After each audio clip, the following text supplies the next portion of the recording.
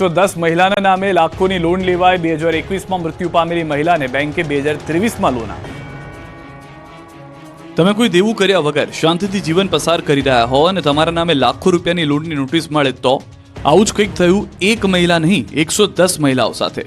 કડીના નંદાસણ ચાણસ્માના લણવા બાદ હવે ખેરાલુ પંથકમાં મહિલાઓએ લોન લીધી ન હોવા છતાં તેમના નામે બાકી રકમ જમા કરાવવા જવા નોટિસ મળી છે।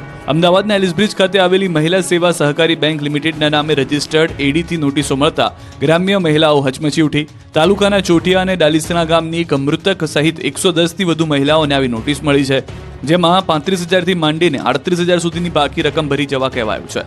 સૌથી ચોંકાવનારી વાત તો એ છે કે 2021માં જે મહિલાનું મોત થયું તેમણે પણ બેંકમાંથી 2023માં લોન લીધી હોવાની નોટિસ ફટકારી છે। જો 21 દિવસમાં નાણાં ભરપાઈ નહીં કરાય તો તેમનું ખાતું ફ્રોડ જાહેર કરવામાં આવશે। આ મામલે પૂર્વ સરપંચ સહિત ઠગાઈ મામલે ફરિયાદ કરવા તજવીજ હાથ ધરી છે।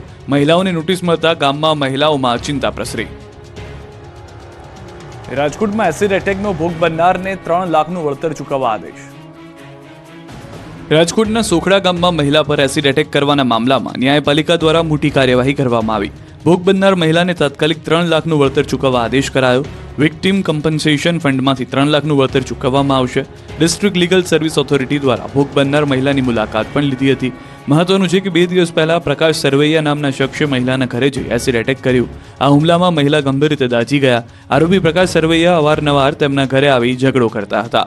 બરણીમાં એસિડ ભરી એસિડ ફેંકી હુમલો કર્યો હતો। હુમલામાં મહિલાનો મોઢાનો ભાગ 25% જેટલો દાઝી ગયો હતો। સરપંચની જગ્યાએ તેના પુત્ર વહીવટ સંભાળતા નડિયાદના આંબલી ગામના સરપંચ સસ્પેન્ડ।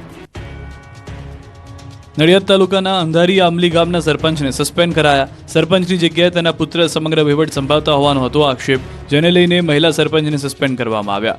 મહિલા સરપંચનો પુત્ર દાખલાઓમાં ખોટા સહી સિક્કા કરતો હોવાની ફરિયાદો ઉઠી હતી, જેનો વિડીયો પણ થોડા સમય પહેલા વાયરલ થયો હતો, જેને લઈ મહિલા સરપંચ સામે પગલાં લેવાયા।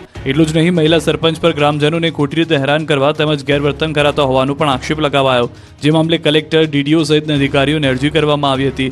જોકે સસ્પેન્ડેડ મહિલા સરપંચનું કહેવું છે કે અદેખાઈથી સમગ્ર કાવતરું રચી મને સસ્પેન્ડ કરાવી છે।